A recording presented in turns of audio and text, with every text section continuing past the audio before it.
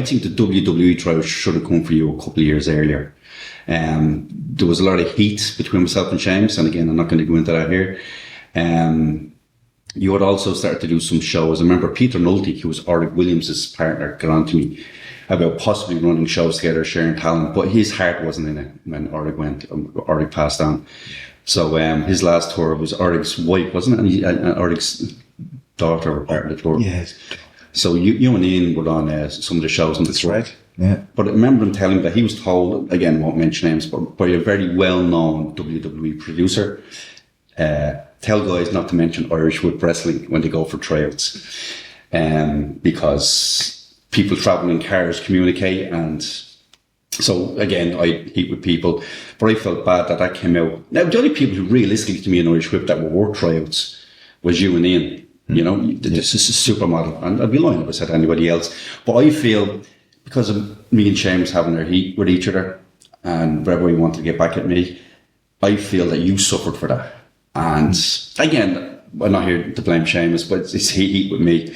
And I think that's what took a while for you to get your tryout. And you only got it, not through me, or not through mentioning Irish Whip, you got it through Robbie Brookside. Yeah. Ian got his through Drew McDonald, and I told Ian not to mention Irish Whip. But at least I was glad that Peter Nolte told us that. Yeah. Because then we knew, this makes sense why we can't get tryouts for yourselves. But at that stage for you, and I felt bad, and I think maybe there's some animosity, I felt guilty, I know you're a bit annoyed.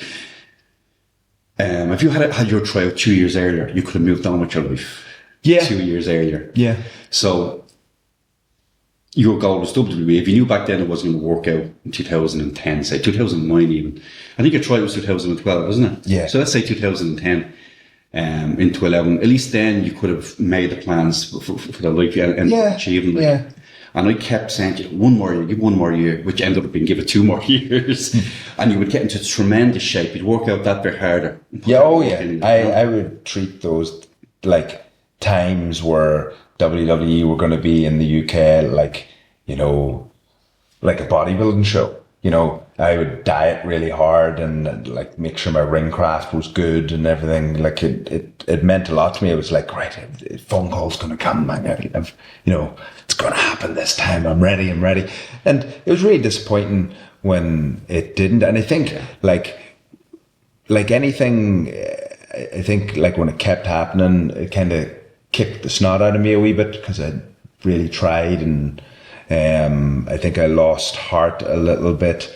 But there was also other avenues and other things going on in my life as well that I started noticing that I started enjoying a little bit. Like training people, personal training and coaching people. But if you think about like that goal is gone, so why would you not enjoy? Yeah, I think it started like that was the payoff. I started going, this is hurting. And this is like, this is nice over here. And I think that there was like I said, there was never a time where I went, I am done with wrestling. Even to this day, I've never said like, right now I'm done. It just kind of happened. It just transitioned.